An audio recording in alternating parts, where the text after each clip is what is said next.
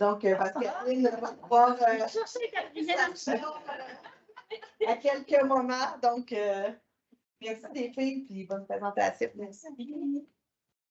Bonjour tout le monde, merci d'être là. Moi, je m'appelle Stéphanie Lepage, puis je suis l'une des 6 membres de l'équipe qui a travaillé sur le projet. Donc, c'est Pascaline Pigas-Savard. Moi, c'est Marie Dalognan. On va commencer, on voulait vous dire notre nom d'équipe parce qu'on pense que c'est très représentatif là, de notre équipe et de notre équipe, c'est les Cordia. Par la suite, là, on voulait aussi dire le nom de notre projet qui est Equistia. Si je pourrais résumer Equistia dans une phrase, là, ça serait un service de soins de beauté accessible pour tous. On a aussi on a eu, Marie-Pierre nous a fait un cadeau un matin, elle nous a fait nos petits pamphlets, fait qu'on va vous les donner. On s'excuse, là, il y a un petit point d'impression, mais c'est quand même beau pareil. Par la suite, là, on voulait remercier notre organisme parrain qui est le Café communautaire L'Accès. Si je commence là, vraiment dans le concret de notre projet, ben, nous, dans le fond, il a fallu aller valider un besoin. Ce qui nous intéressait au départ, c'était vraiment les personnes qui vivent de la pauvreté et de l'exclusion sociale. Ben, nous, on s'est questionné à comment on pouvait aider ces gens-là le plus possible. Puis, on est allé poser des questions aux organismes. Bon, bien entendu, ils nous ont répondu le besoin de se loger, le besoin de se nourrir, se vêtir, les besoins de bâtir. Mais nous, on voulait aller un peu plus haut dans la pyramide de Maslow. Fait qu'on est allé toucher tout ce qui avait rapport à l'estime de soi. Fait qu'ils nous ont nommé que prendre soin de soi, prendre soin de son apparence, ça pouvait vraiment être un facteur pour augmenter l'estime de soi chez les personnes.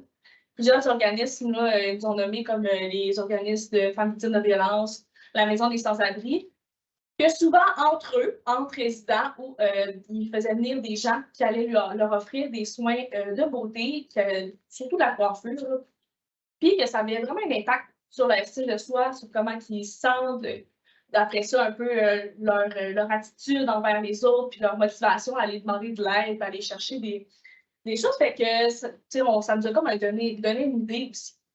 Après ça, on est allé questionner les coiffeuses puis les esthéticiennes à savoir, eux, c'est quoi les besoins, qu'est-ce qu'ils remarquent quand les gens viennent. Est-ce qu'il y a des gens en situation de faible revenu, pauvreté, exclusion sociale qui vont les trouver? Ce qu'ils disaient majoritairement, c'est qu'eux, ils ont quand même une réticence à travailler avec ces gens-là, puis à les accueillir dans leur salon parce qu'il y en a qui parlent il y en a qui parlent de la propreté, il y en a qui ont des préjugés, ils disent qu'ils ne vont pas payer, ils ont des difficultés, fait que c'est comme plus difficile de donner ce service-là.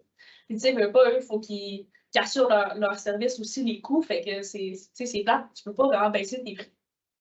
Il parlait aussi d'un phénomène qui s'appelle la détresse capillaire. Ça veut dire quand tout le stress, le problème des santé mentale, tout ce qui est par rapport à ça, paraît dans la santé du cheveu. Fait que ça peut être des cheveux blancs plus rapides, la perte de cheveux, le cuir chevelu endommagé. Fait qu'il y avait vraiment un impact là, sur la santé mentale et la santé physique au niveau de beauté. Alors, avant d'aller plus loin, moi, je vais vous expliquer un peu c'est quoi notre problématique qui était la pauvreté, l'exclusion sociale. La pauvreté, dans le fond, c'est pas seulement un manque de ressources financières. Oui, ça l'est, mais c'est un peu plus que ça. C'est aussi l'incapacité de ces personnes-là de prendre part à la société, que ce soit au niveau culturel, que ce soit au niveau social, économique, politique. Puis on observe aussi que c'est un manque de ressources. Puis on voit qu'il y a une certaine restriction dans leur liberté, leur pouvoir de choisir. Par exemple, est-ce qu'ils peuvent s'offrir le luxe de participer à des activités, par exemple? Est-ce qu'ils peuvent s'offrir des soins de beauté, par exemple? Puis c'est ça. Puis tout ça, ça conduit à l'exclusion sociale. L'exclusion sociale, dans le fond, c'est quoi? C'est quand tu es à part de la société. C'est comme une forme de rejet. Puis on voit que ça mine beaucoup le moral des personnes, ça les rend beaucoup. Il y a une certaine démotivation qu'on retrouve chez ces personnes-là. Puis une des causes qu'on a pu observer de la pauvreté, c'est vraiment la hausse du coût de la vie. Puis ça, ce que ça amène, c'est que les personnes sont obligées beaucoup de faire des coupures, comme on a dit tantôt dans les loisirs.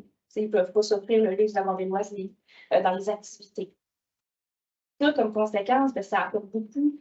C'est la culpabilité, on va retrouver beaucoup d'isolement, la perte de l'estime de soi, un sentiment de honte qui va s'installer. Parce que souvent, ces personnes-là sont beaucoup victimes de préjugés dans la société en raison de leur situation.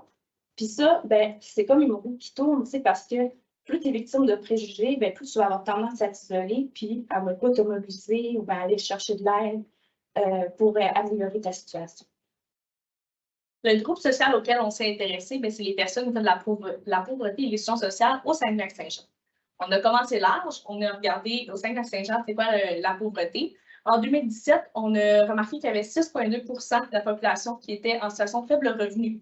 Ça veut dire qu'il y a quand même une présence de faible revenu, mais c'est important aussi de nommer que l'exclusion sociale, les gens qui sont un peu mis à part de la société ou qui sont un peu marginalisés, c'est pas tant comptabilisé. Fait qu'on sait qu'on a une autre partie de notre groupe social qui n'est pas comptabilisée. Fait qu'on a trouvé ça important de s'intéresser à eux. Après ça, notre territoire, on s'est plus préparé, on s'est plus focalisé sur Alma. Parce que, dans le fond, pour plusieurs raisons, le Lac-Saint-Jean-Est, la MRC du Lac-Saint-Jean-Est, il y a un besoin qui est réel aussi dans cette région. C'est situé en plein centre du Saguenay-Lac-Saint-Jean, entre Dolbeau et la baie, fait qu'on peut essayer de toucher plus de gens. Il y a une grande... Dans Lac-Saint-Jean-Est, c'est là qu'il y a la plus grande population. Puis, c'est aussi où est situé notre organisme parrain, qui est le Café communautaire L'Accès. Nous, on fitait vraiment avec le Café communautaire L'Accès parce que leur clientèle, c'est les gens qui vivent de la pauvreté et de l'exclusion sociale majoritairement. C'est le même type d'organisme que nous, ce qu'on voulait faire. Puis, eux autres, ils travaillent avec l'économie sociale. Puis, l'économie sociale, Marie, elle va vous expliquer c'est quoi, mais ça nous touchait aussi. L'économie sociale, c'est un organisme, un service là, qui vont faire des bénéfices, puis tous les bénéfices qu'ils vont faire vont aller dans l'organisme. Ça va faire comme un roulement. Puis nous, là, comme on a des revenus avec la coiffure et l'esthétique, ça va revenir à notre organisme. On va tout le temps faire des revenus qui vont pouvoir être distribués dans notre organisme. Distribués dans notre organisme. Et ça va vraiment aider pour notre économie sociale. Puis c'est pour ça que le Café L'Accès, on voulait vraiment que ce soit notre organisme et tout ça. Alors, moi, je vais vous présenter un peu brièvement le projet, pourquoi on a eu cette idée-là. Dans le fond, nous, on a eu l'idée de créer l'organisme Equistyle qui mixerait vraiment les soins de beauté. Les soins de beauté, que ce soit au niveau de la coiffure, que ce soit esthétique, avec des services d'intervention. Ma collègue Stéphanie va vous expliquer un peu plus tard les services plus en profondeur, mais on a vraiment trouvé que c'était une idée novatrice, puis ça, on n'avait jamais vraiment vu ça avant, puis selon nos recherches. Puis pourquoi on a choisi cette idée-là? C'est parce que, comme on l'a dit tout à l'heure, après avoir parlé à plusieurs organismes, on a pu observer que prendre soin de soi, prendre le moment de s'occuper de sa personne, ça permet à ces personnes-là qui sont marginalisées de retrouver un peu leur dignité. Ça aide beaucoup à augmenter aussi leur confiance en soi. C'est pas juste une question de beauté, de dire, bon, je vais me faire une coupe de cheveux, je vais être beau. Non, c'est pas juste ça, c'est plus profond que ça. Quand tu te sens un peu plus confiant, justement, tu te mobilises plus à aller chercher, aller chercher des solutions pour te mettre en action. Puis, en plus, avec le service d'intervention, ça peut aider vraiment. On a pensé que ça pouvait vraiment aider à augmenter le potentiel de ces personnes-là. Puis, c'est ça. Puis, en plus, ce qui est cool avec Equistyle, c'est que on a 2 paliers de prix. Ça permet vraiment d'éviter la stigmatisation des personnes qui sont en situation de pauvreté et d'exclusion sociale. On a le prix engagé, puis le prix Equistyle. Ça, ma collègue aussi va vous l'expliquer un petit peu plus tard.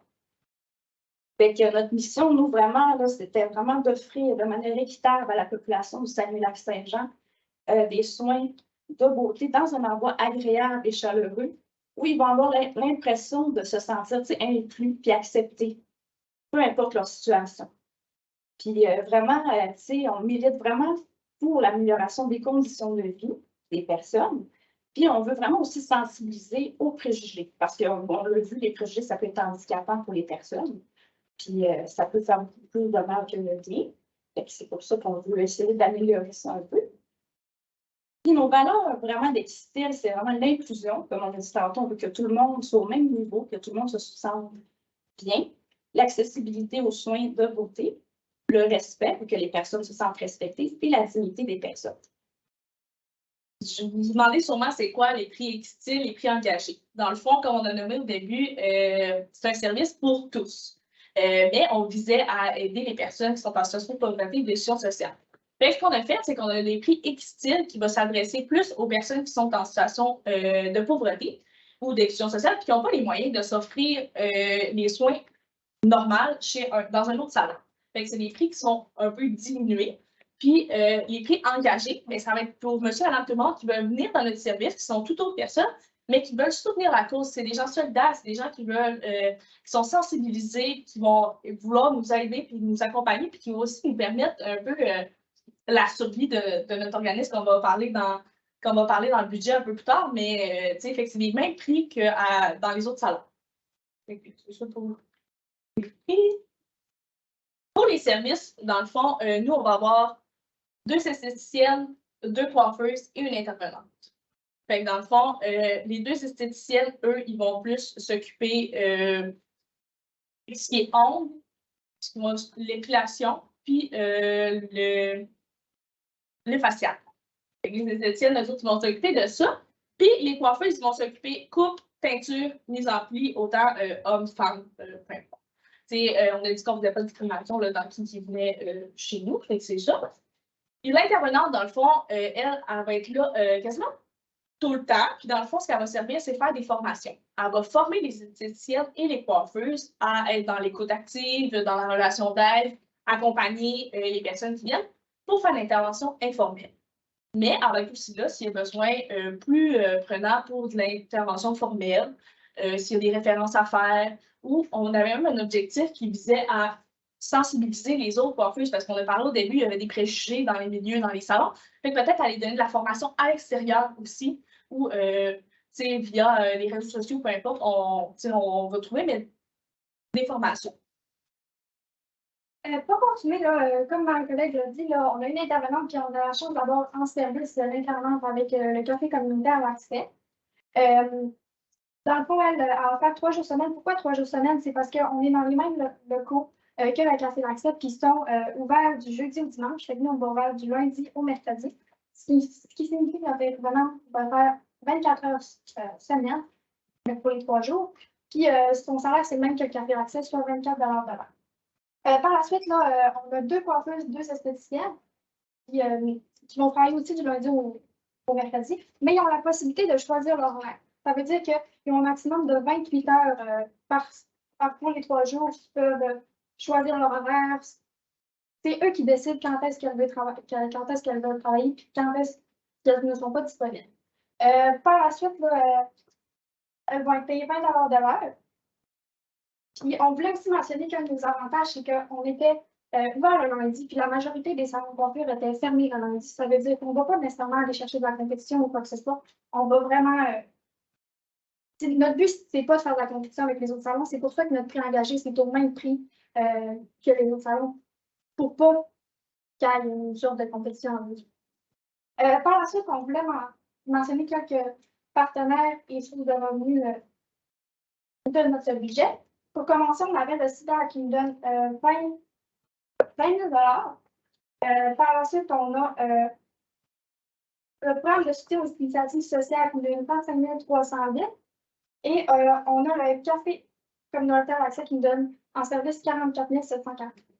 On veut aussi vous expliquer les revenus coiffure et esthétique. Comme plus tôt, on vous a mentionné qu'on allait faire des coiffures et puis ils ont un prix. Puis dans le fond, nous, on a fait une moyenne. On s'est dit qu'on allait avoir 12 clients par jour, 6 engagés et 6 qui se tirent, ce qui signifie qu'on a fait une moyenne avec les prix les plus hauts et les prix les plus bas pour les 4 familles qu'on a vues plus tôt.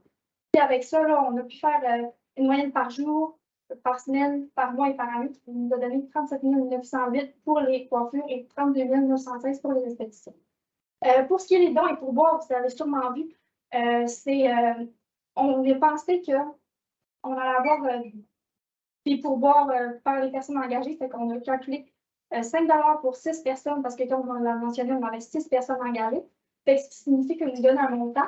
Puis on a arrondi à la hausse pour 5 000 parce qu'on s'est dit qu'on allait sûrement avoir plus de 5 $ pour certaines personnes. Puis les dons et pourboires ne vont pas aller aux coiffeuses parce qu'ils sont payés au taux horaire, ce qui signifie qu'ils ne sont pas payés comme comme des services ou quoi que ce soit, ne sont pas à pourvoir, c'est vraiment, ça va directement à l'organisme. Et ça serait pas mal tout pour notre présentation. Fait qu'on voulait vous remercier de votre écoute. Puis on voulait dire un merci spécial aussi à ceux qui nous accompagnent dans notre projet et qui ont permis de rendre ce projet final là, comme ça au temps complet. Fait que merci.